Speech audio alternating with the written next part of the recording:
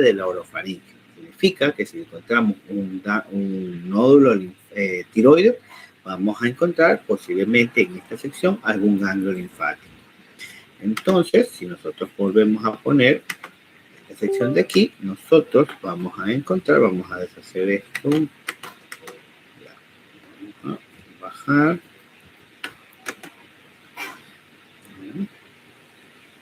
vamos a encontrar, vamos a desaparecer estos músculos.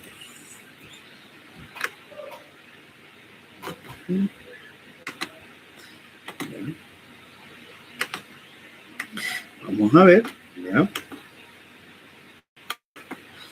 Los traqueales, los tiroides, y vamos a ver este segmento. Déjenme disminuir el zoom. Muy bien. Y vamos a estar en la porción media, en esta sección que está aquí.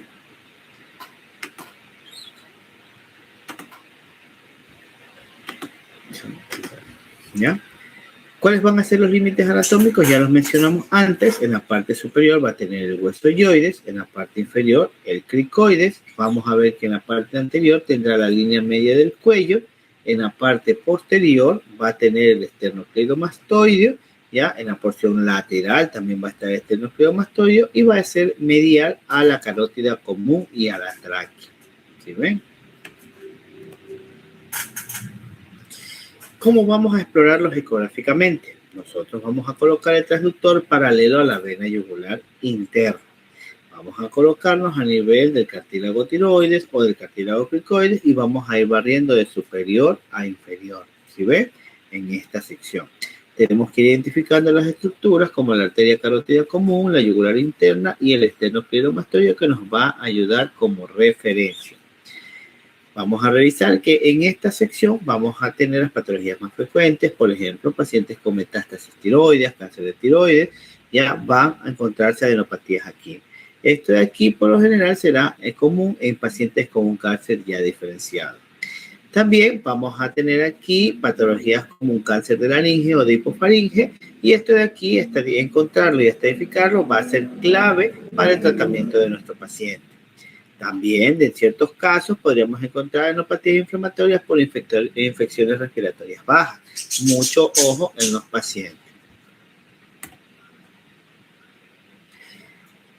De ahí continuamos con el plano 4. Este de aquí va a tener los ganglios yugulares bajos.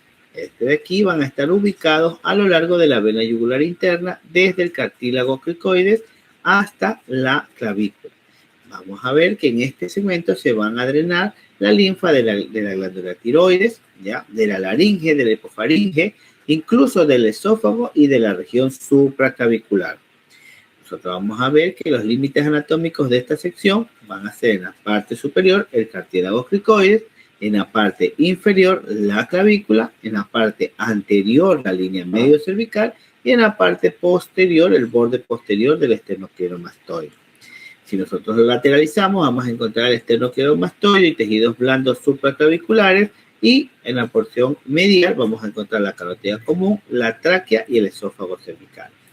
En ciertas secciones se puede también tener en cuenta que el plano 4 se puede dividir en 4A y 4B.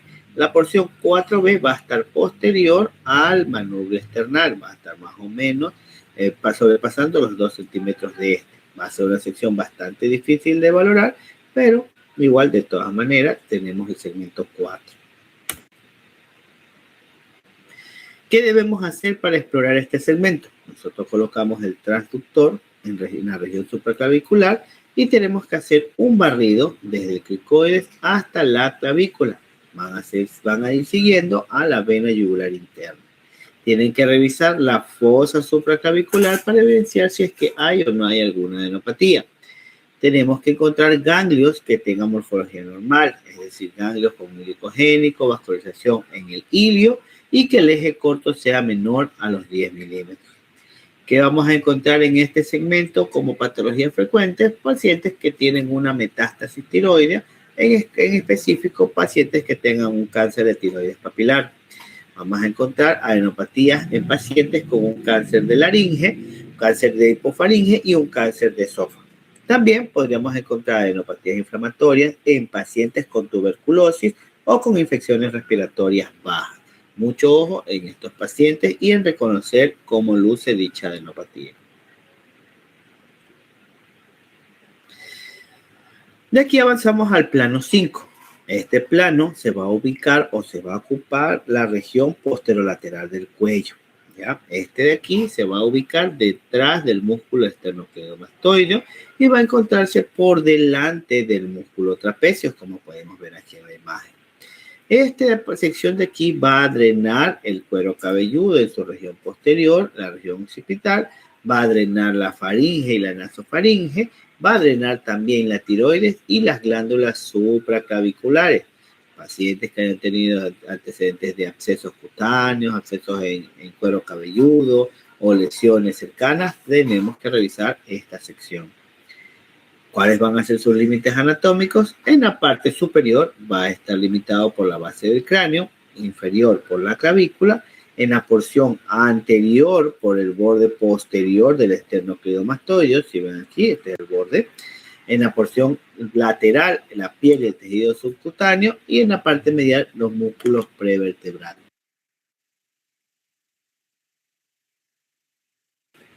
Un momento.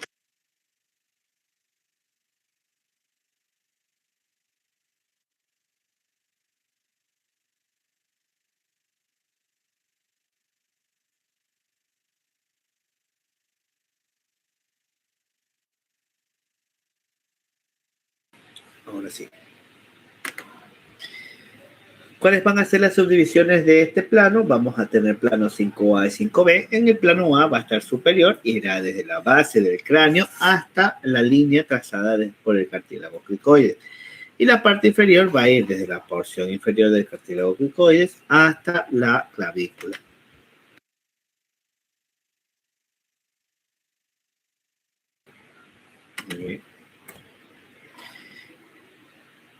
¿Qué vamos a hacer como exploración ecográfica?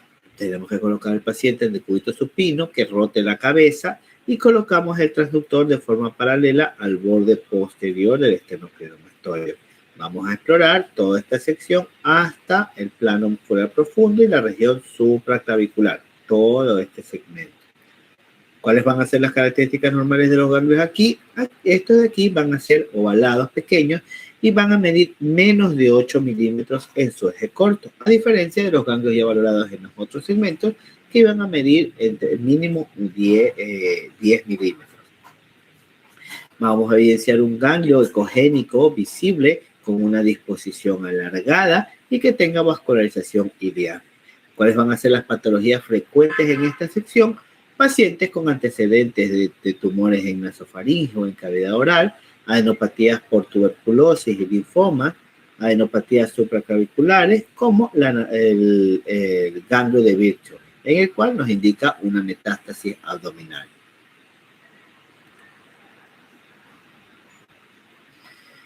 Tenemos el segmento 6. Este de aquí estará ubicado en la región central del cuello. Este lo encontraremos entre ambas carótidas. Esto de aquí va a ser la clave en esta exploración en identificar pacientes con cáncer de tiroides y de paratiroides. Estos segmentos de aquí drenan especialmente de la tiroides, de la laringe, de la tráquea, del esófago en la porción cervical y de las glándulas paratiroides. Mucho ojo que no se les pase. ¿Cuáles van a ser sus límites? Como podemos ver en la imagen, en la parte superior tenemos el hueso hyoides, en la parte inferior vamos a tener ya el borde del manubrio externo, vamos a tener lateral las carótidas comunes derecha e izquierda, en la porción posterior va a tener la fascia prevertebral y el esófago, y en la porción anterior los tejidos blandos pretraquiales.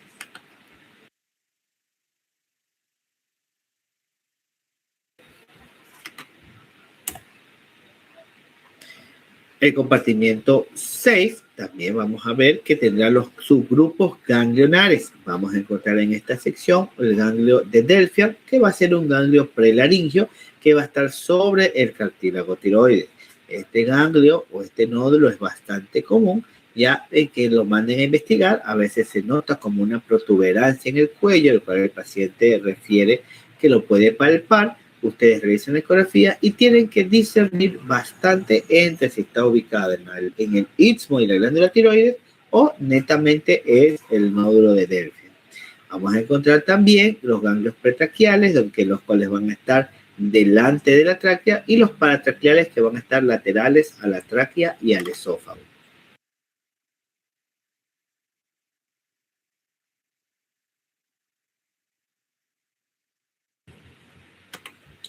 ¿Cómo van a explorar ecográficamente esta sección?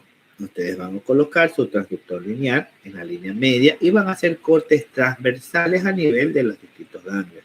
Tienen que revisar con cuidado el espacio prelaringio y traqueal y tienen que hacer un barrido desde el hueso yoides hasta la horquilla external, de arriba a abajo.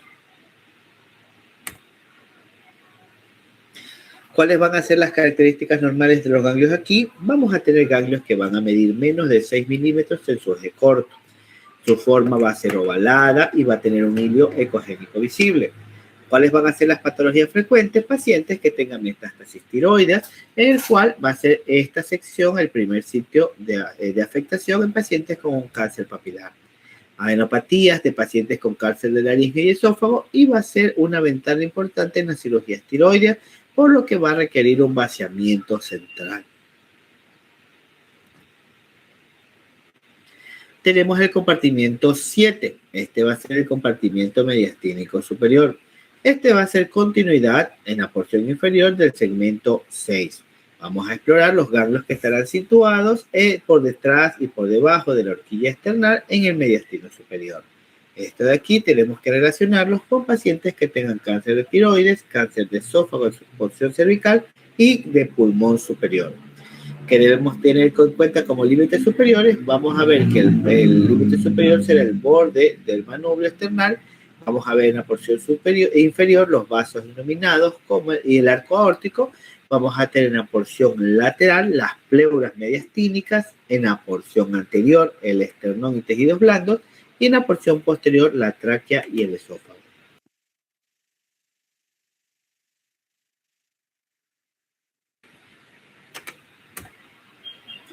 ¿Cómo vamos a explorar ecográficamente esta sección? Por lo general, esta sección en ecografía va a ser bastante difícil de que ustedes puedan explorarla, incluso en un paciente que sea delgado. Normalmente, estas de aquí necesitamos hacer una ecografía como ecoendoscopía o ya directamente mandar una tomografía. Tenemos que colocar, si es que queremos explorar en un paciente en el que se pueda ver, colocamos el transductor en la fosa supraclavicular, es decir, en esta sección, e inclinamos el transductor para que el haz de ultrasonido vaya en dirección a la región retroesternal. Si no podemos hacerla, tratemos de sugerir una tomografía o una resonancia magnética. ¿Cuáles van a ser las características de los ganglios en esta sección?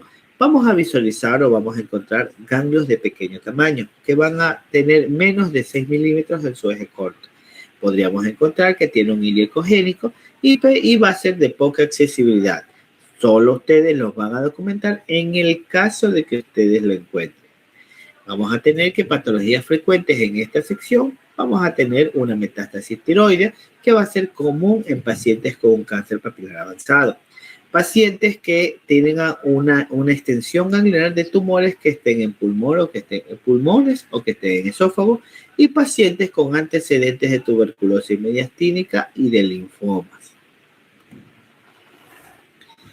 ¿Cómo vamos a explorar los niveles? Tenemos que hacerlo de forma sistémica. Colocamos al paciente de cúbito supino, le pedimos que hiperextienda el cuello, si tenemos un cojín lo ponemos, si no, que extienda el cuello lo más que pueda, que rote la cabeza para poder ir explorando ambos lados y comparando con ambos lados del cuello, y tenemos que usar el transductor de alta frecuencia, de 7 a 15 MHz.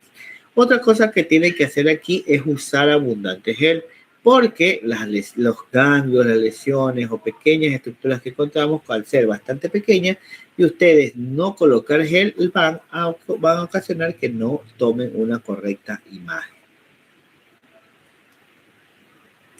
¿Cuál va a ser el protocolo por niveles? Recuerden, ustedes iniciarán por el nivel 1, que será 1A y 1B. Ustedes inician en la línea media submentoniana y van barriendo hacia el triángulo submandibular, identificando las glándulas en el trayecto. De allí seguimos al nivel 2. En este vamos a tener 2A y 2B, en el cual vamos a colocar el transductor bajo el ángulo de la mandíbula.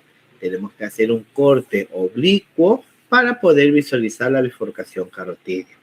Tenemos que hacer una evaluación de los ganglios en su porción anterior y posteriores a la vena yugular interna.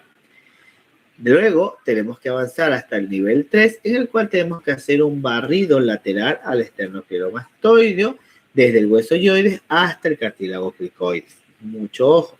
Además de que tienen que revisar la cadena yugular media, es decir, van bajando poco a poco. En el plano 4, ustedes van a explorar desde el cartílago cricoides hasta la clavícula. Recuerden, tienen que revisar esta región y de ahí continuar con el nivel 5. El nivel 5 va del 5A al 5B. Tienen que colocar el transductor que se ponga paralelo al borde posterior del esternocleidomastoideo. Tienen que explorar el compartimento del triángulo posterior entre estos dos músculos que están aquí e incluso bajar hasta la fosa supraclavicular y explorarla. Tenemos en el nivel 6 que va a ser el compartimento central. Vamos a explorar en la línea media haciendo cortes transversales desde el yoide hasta el manubrio external. De ahí tenemos que identificar la tráquea y los ganglios pretraquiales y paratraquiales.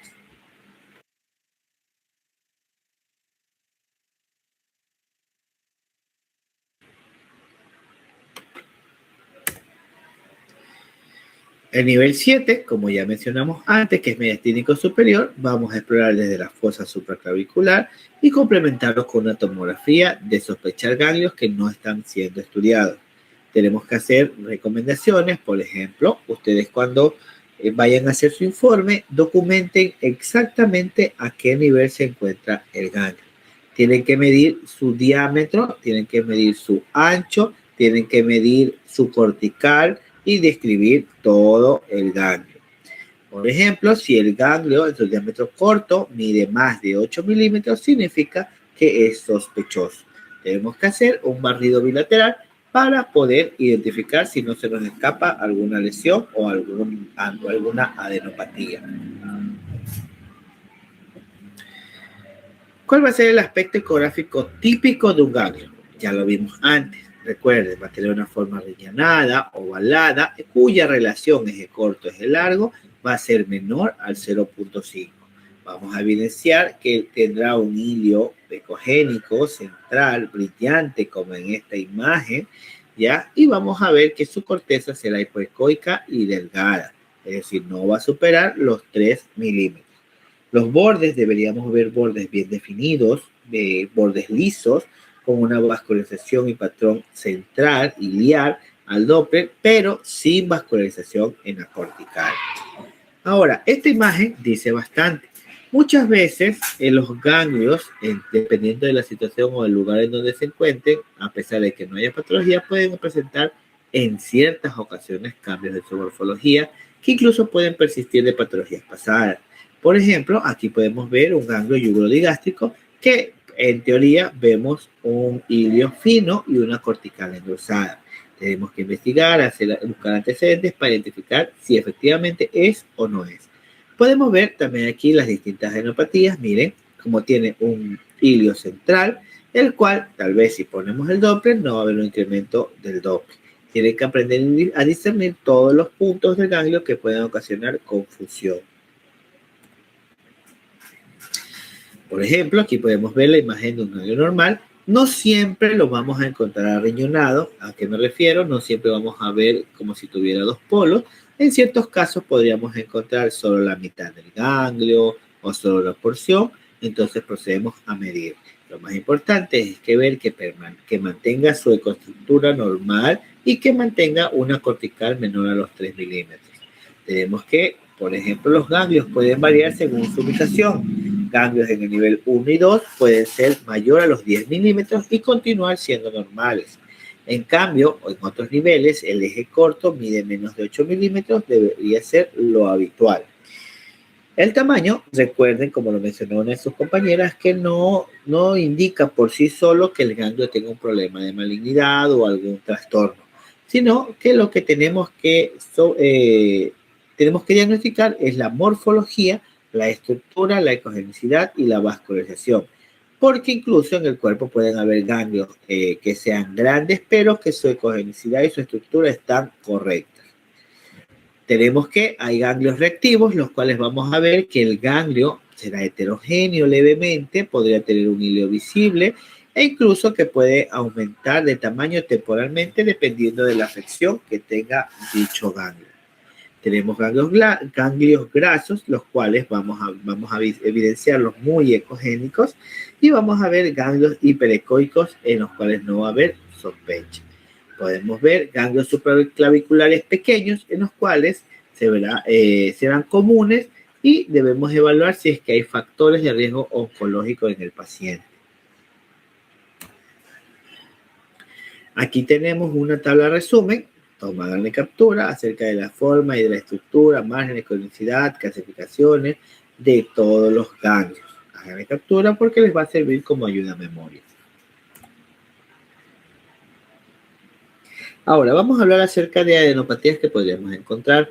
Tenemos adenopatías benignas, las cuales vamos a encontrar que el ganglio se verá ovalado, con su relación de eje corto eje largo conservada, menor a 0.5, y vamos a ver que el hilio será ecogénico y va a estar presente y bien definido. Podemos ver una cortical que esté delgada, homogénea, que va a ser menor a los 3 milímetros.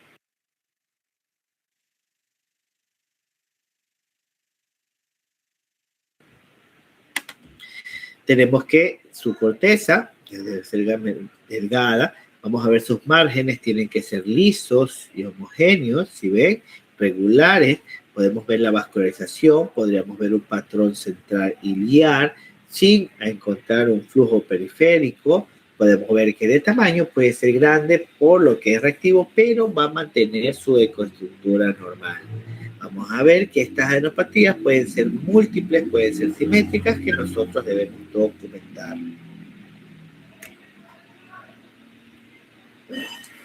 ¿Cuáles van a ser las causas frecuentes de adenopatías benignas? Pacientes que tienen infecciones respiratorias altas, infecciones respiratorias bajas, pacientes con antecedentes de mononucleosis, de adenovirus, pacientes con una inflamación crónica o enfermedades autoinmunes. También pacientes que estén vacunados o que estén post cirugía. ¿Cuáles van a ser las claves? Por ejemplo, si nosotros encontramos que el hilio ecogénico va a estar visible, eso es un signo ecográfico de probabilidad de benignidad. Los ganglios reactivos por lo general pueden ser grandes, pero no van a conservar la morfología. Y también no van a requerir biopsia a menos de que ese ganglio cambie en el tiempo.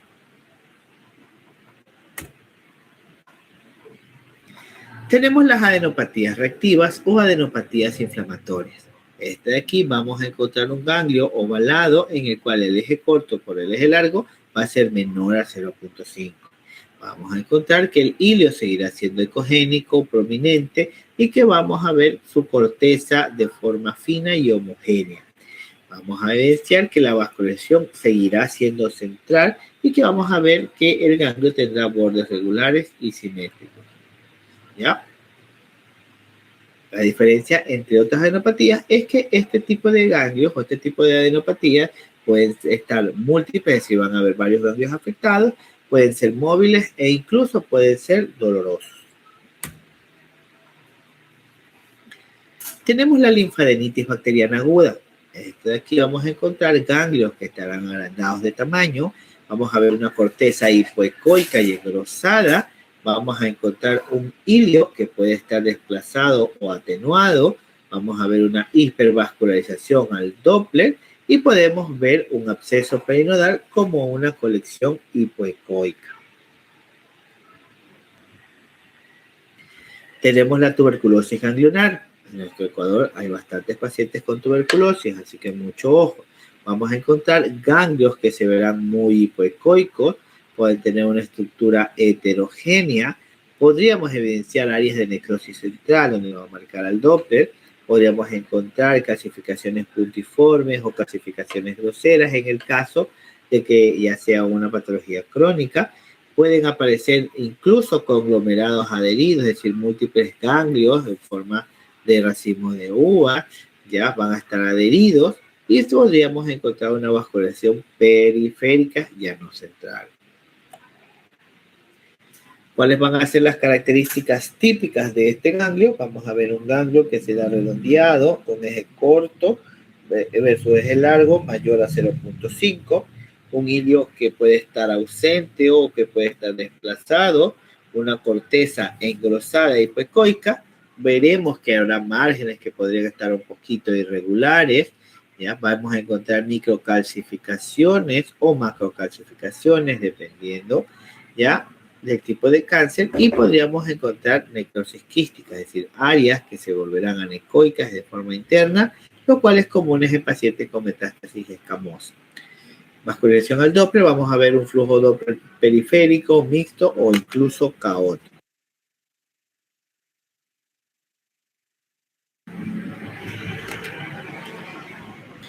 ¿Cuáles van a ser los ejemplos clínicos? Por ejemplo, pacientes que hayan tenido antecedentes de un cáncer papilar de tiroides, vamos a encontrar ganglios quísticos en los cuales van a tener microcalcificaciones. Vamos a ver que los linfomas serán ganglios de gran tamaño, homogéneos, muy hipoecoicos, sin necrosis, y vamos a tener el cáncer escamoso, en el cual vamos a ver una necrosis central frecuente, ¿ya? Y diagnóstico, vamos a ver que cualquier pérdida del hilo ecogénico más un flujo periférico, deberíamos de estudiarlo y valorarlo. La ecografía, aparte de poder encontrar dicha adenopatía, nos va a servir para hacer un PAF o un BAF.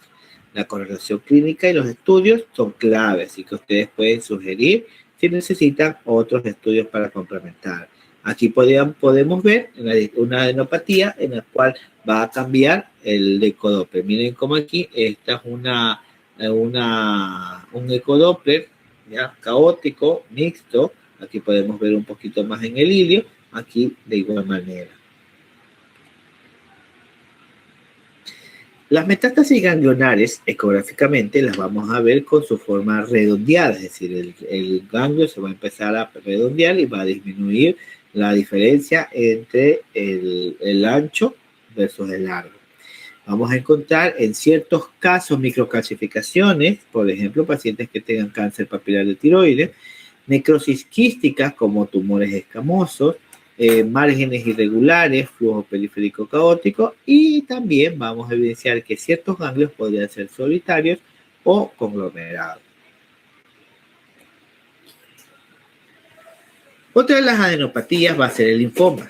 En el linfoma vamos a encontrar ganglios aumentados de tamaño, múltiples, vamos a ver que serán homogéneos e hipoecoicos, que no va a tener áreas de necrosis ni calcificación. Podemos ver que hay hilos ausentes, pero que la arquitectura todavía sigue uniforme. En el caso de metástasis supraclaviculares, vamos a encontrar el nódulo o el ganglio de Virchow.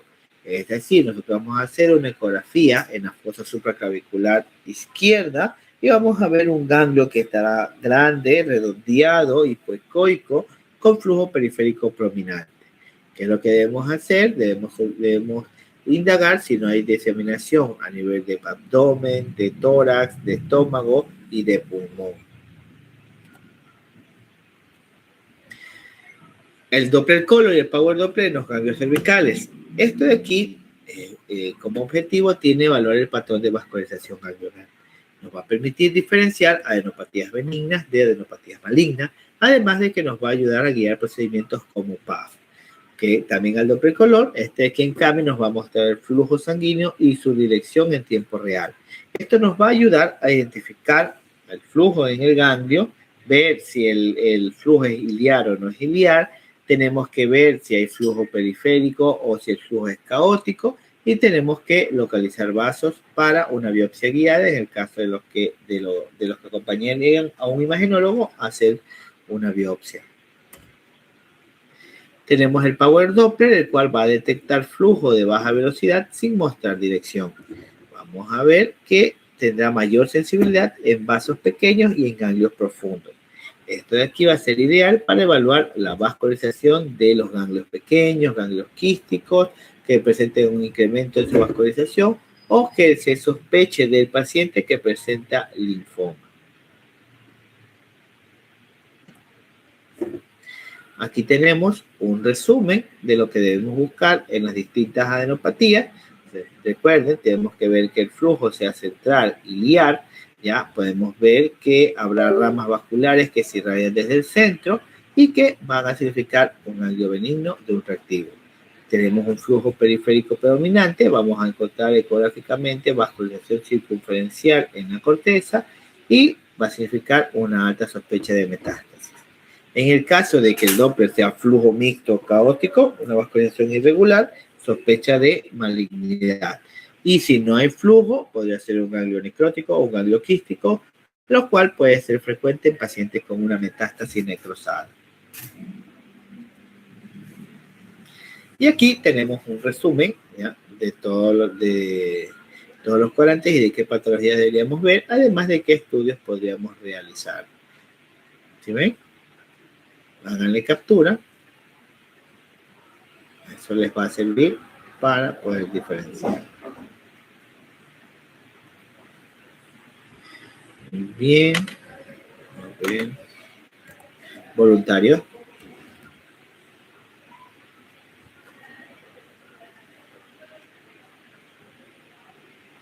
Voluntarios o a dedocracia. Muy bien, dedocracia.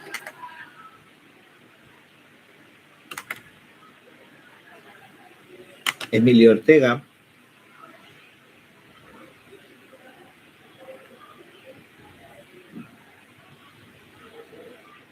Emilio Ortega. Buenas. Buenas noches, Doc. A ver, le va a poner una imagen y usted la va a describir. Ok. A ver, esa imagen. Se observa una imagen ovalada de bordes parecen regulares. Ya. Y que contiene flujo Doppler y un borde hipoecoico.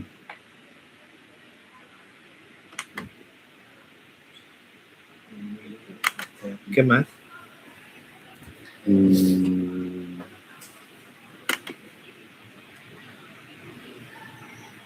Puede ser compatible con un ganglio. Ya. Puede ser o tienes certeza.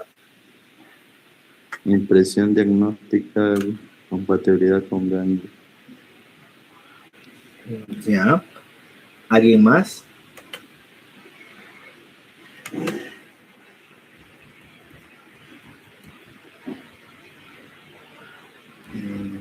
Jocelyn Macías, creo que me no es eso.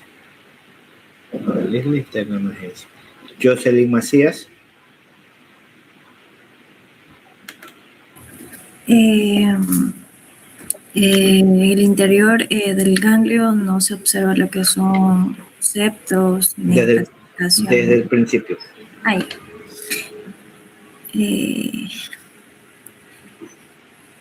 Ya me puse nerviosa. Usted puede, vamos. Se observa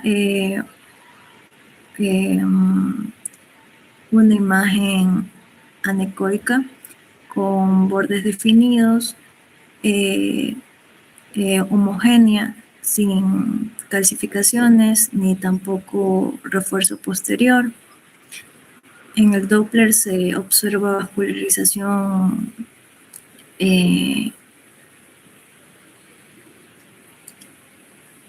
¿cómo podría decir? De un patrón difuso.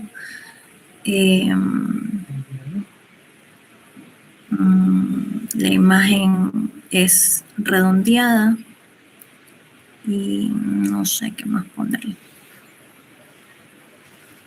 A ver, voy a darles un ejemplo.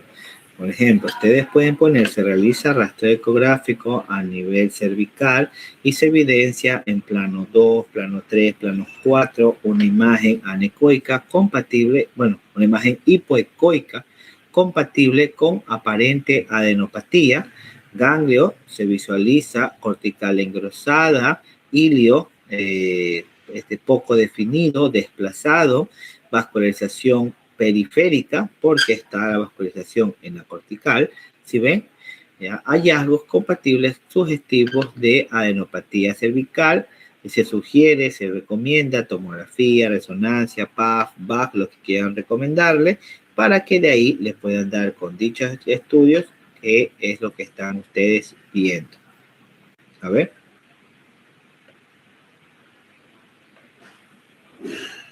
¿Alguien más? Vamos a ver.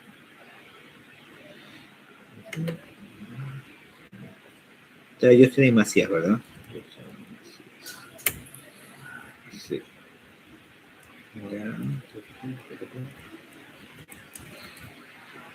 Luis Silva.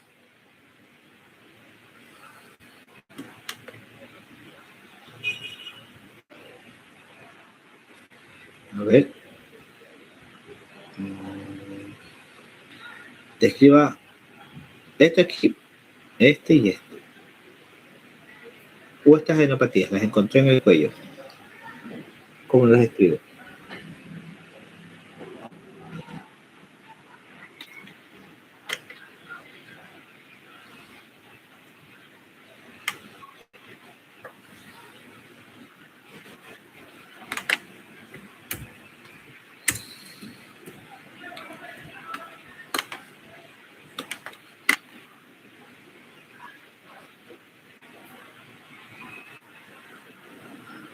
Sí, pero ¿en qué plano? Invéntese un plano, porque aquí no veis qué plano es. No, qué plano. Planos del cuello, plano ganglionar.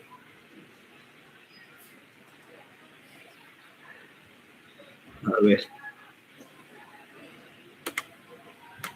La doctora Esperanza. No, Doc, se me marcó, lo siento. Bueno, continúe, Doc.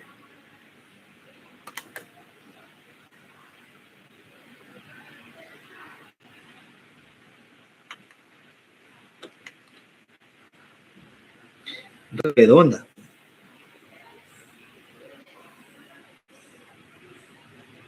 ¿Dónde está redonda? En esta. Yo la veo ovalada.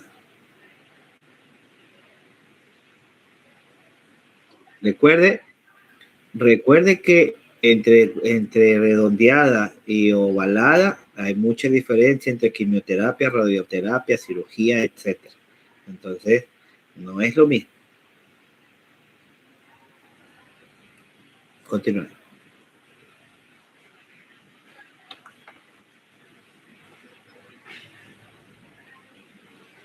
Ecos internos. No, no hay ecos internos.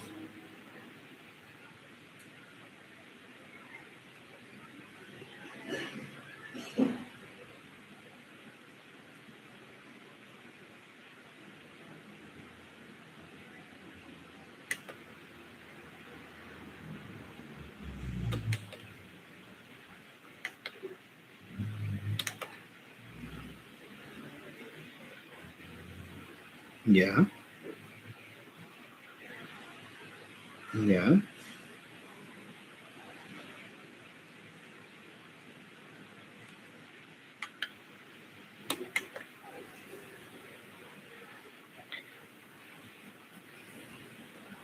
¿Cómo es la vascularidad?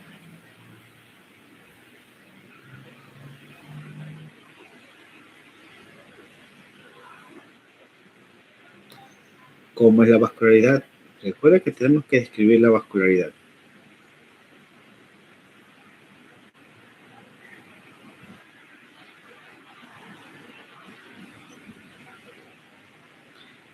Vascularidad caótica.